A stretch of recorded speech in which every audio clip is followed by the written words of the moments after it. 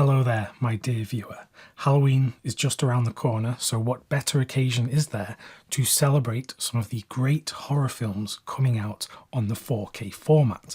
And I have a stack here in front of me to share with you today. So hopefully this will give you some inspiration for things to watch over the next few spooky nights. I'm going to start with a big release, not just in terms of popularity, but literally in terms of size. I have in front of me this, which if you can't tell what this is the complete Nightmare on Elm Street 4K Steelbook collection. This collection features all 7 of the mainline Freddy Krueger Nightmare on Elm Street movies, restored in 4K. And I already had the first one because I was released separately last year, but now we have the rest of them.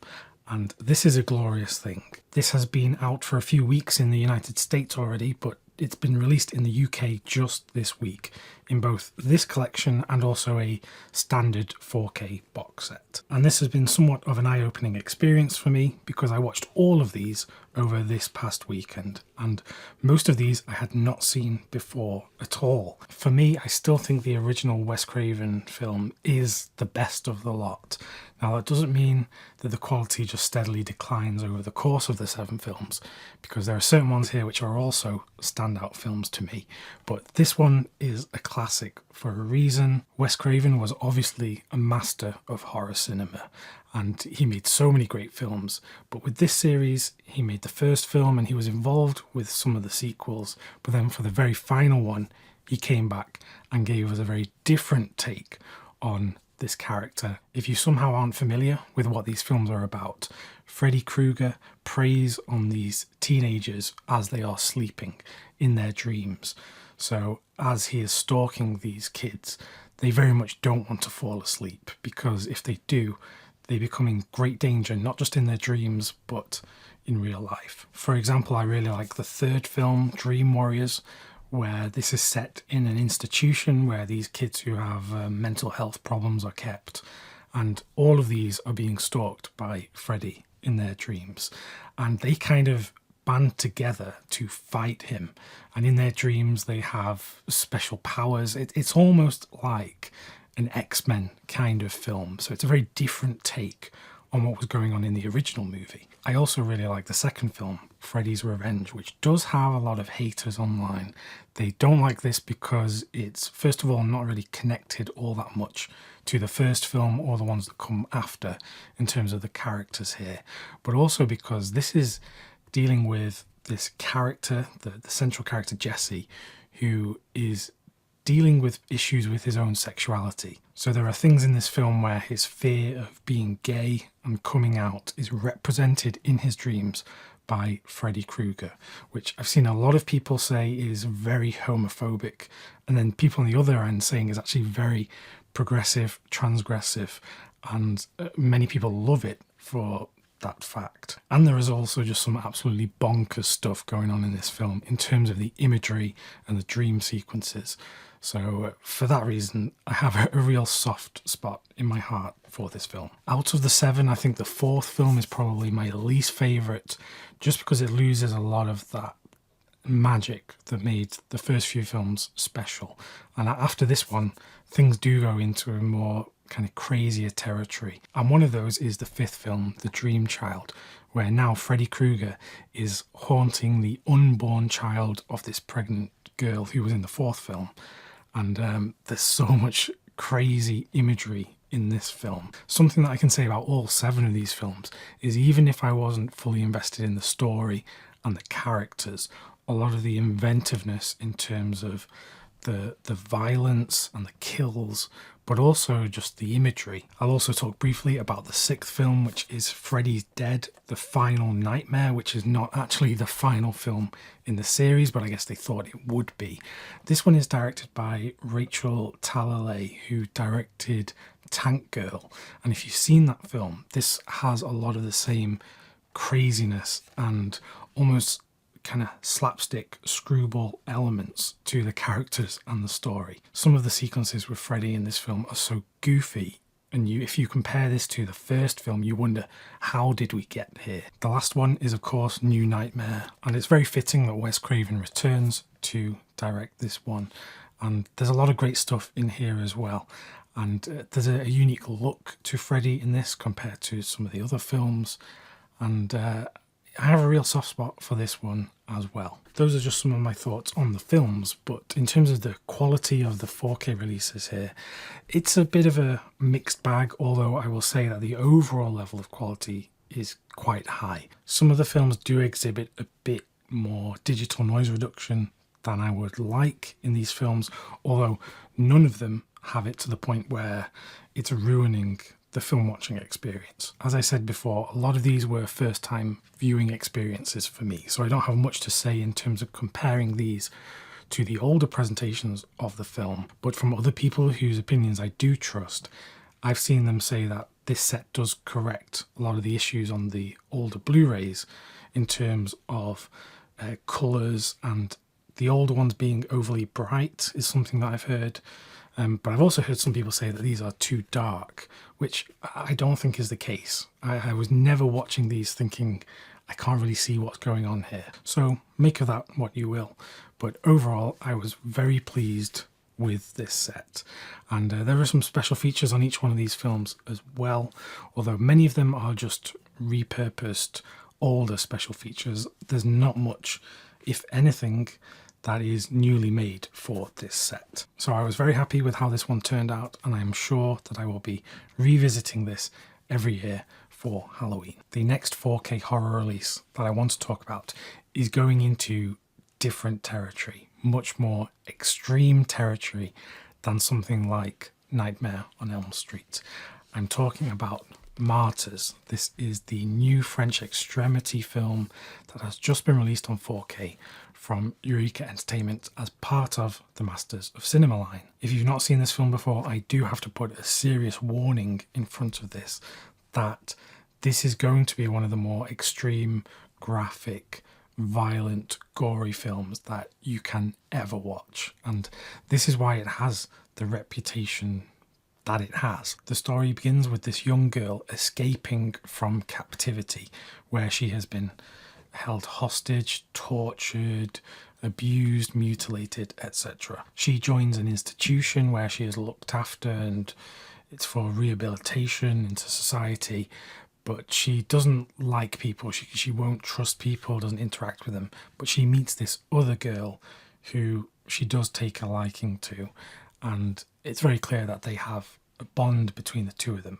We fast forward 15 years into the future, and we see this young girl, now grown up, entering this house where this family live. They're just having a normal everyday life, but she is here with a purpose to enact some extreme violence. And I won't say much more than that, but what ensues from there is just some of the more horrific violent acts that you can see in cinema. There is so much to say about this film and its purpose and why it depicts this extreme violence. And I'm not going to be able to do that justice in this video, but it's something that I've been thinking a lot about lately, is violence in cinema, violence in real life, and how we consume this through the media and through the news. This is obviously linked to me watching all of Michael Haneke's filmography lately, because he's very much looking at these ideas that were explored by Baudrillard in his philosophy.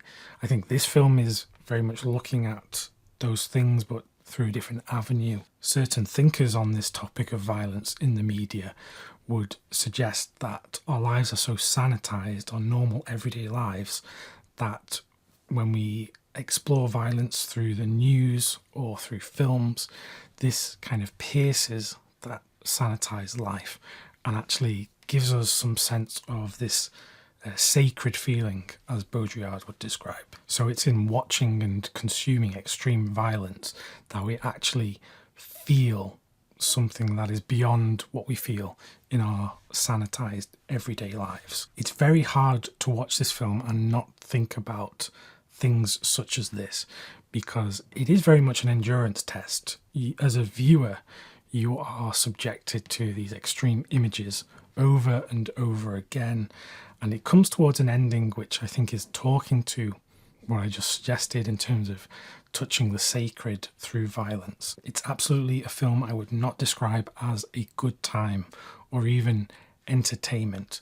I think this film very much has a different purpose that is going to be only for people in a certain frame of mind. Maybe that sounds like I don't like the film, actually quite on the contrary, but it's very much wrapped up in all of the things that I've just tried to talk about here in this very simple form when it's actually quite hard to convey what I'm trying to talk about. But anyway, all of that said, the film looks excellent on the 4K presentation from Eureka. I'm very happy with how it looks, and they have put together an excellent package with a great booklet and special features on the discs in this rigid hard case with new artwork. So all around, a fantastic release for a film that, as I mentioned before, is going to be for people that know this film. I think if you're going into this film blind, then you have to at least have the expectation about what you're about to see. So maybe after watching Martyrs, you need something a bit lighter in terms of approach and subject matter, but still horror and good watching for Halloween. Then I have the perfect film to recommend. It is Dead of Night. This is the classic Ealing horror anthology movie directed by a few great filmmakers that I love, particularly Basil Dearden and Cavalcanti. Within the film, we follow this man who comes to this country house in order to inspect it to do some renovation work. But when he comes there and there's this group of people there, he gets this feeling of deja vu, like he's been here before, he knows what's about to happen. And these people who are at the house share their stories, their experiences of the supernatural. And all of this gets tied up at the end in a brilliant way, and it is really rather chilling. Ealing Studios are quite rightly remembered for all of the great comedies that they made, but when it comes to horror, that's not something that people often think about with Ealing unless it's this film. And I think this is superb, a very inspirational film to a lot of filmmakers. I've heard many people talk about this. I've heard Scorsese talk about how much he likes this. Wes Anderson has talked about this as well. So many filmmakers talk about how excellent this film is. And this 4K restoration presented by Studio Canal is very fitting for the film. There are still some elements of like damage, some scratches and dirt in the print, but for the most part it looks beautiful and is certainly an upgrade over the older Blu-ray, which I have from many years ago, has been rewatched so many times. This will now be retired for this new edition because this also has some new special features as well. And inside the box there is a collector's edition booklet with some great writing inside, and you also get some posters with the collector's edition as well. So a fantastic edition for one of my favourite horror films, admittedly a much lighter one than something like Martyrs. The only thing I will bring up, because I bring it up every time with these Studio Canal collector's editions, is they continue to print the ratings logos on the boxes, on the front and on the spine. By law they have to be on the product, but you could just do what Eureka do, for example, with Martyrs, where the logos were printed on a piece of card which just wraps around the front of the box. So it's a small issue, but please, Studio Canal, if you're listening to this, please explore not putting these on the actual collector's edition box itself and put it on a piece of paper that would just wrap around. Another fantastic film for Halloween, which has just had a 4K release, is the Rocky Horror Picture Show. This is such a wonderful cult film which has a massive audience because of how great it is, how funny, inventive, and I'm very happy to say that the 4K presentation is a great one as well. I was very pleased with this. The film is so colourful. I love it. And like I said, the music is just so catchy. And obviously this is one of the great adaptations of Frankenstein, or inspired by Frankenstein. I love it. I will rewatch it every Halloween, even outside of Halloween. I'll watch this all year round. And I think the 4K is a great one. And before I go, something I just got, which I've not watched yet, it's literally just arrived, but I want to mention it anyway, is The Devil's Rejects has just had a 4K release. I haven't seen this in the longest time, So very much looking forward to revisit this over the coming days. And I want to see the House of a Thousand Corpses come to 4K because I don't think that has had a release yet. So to get the sequel first before the first film, I would have preferred the first one as well. But maybe that can happen. Or it might have already happened. Maybe I've just not been able to find it. So that was just a quick look at the great 4K releases that I've been watching over this October Halloween period. Hopefully this gives you some inspiration for things to go and explore for yourself, because I think there's some great films here. Obviously, Nightmare on Elm Street series is fantastic, but Martyrs will give you a lot of things to think about and maybe some very bad dreams. But also Dead of Night as well. Fantastic film. I really want more people to go and watch that. Follow the video that's on screen right now if you would like some more reviews and recommendations from me. Until next time, thanks very much for watching, and I will see you soon.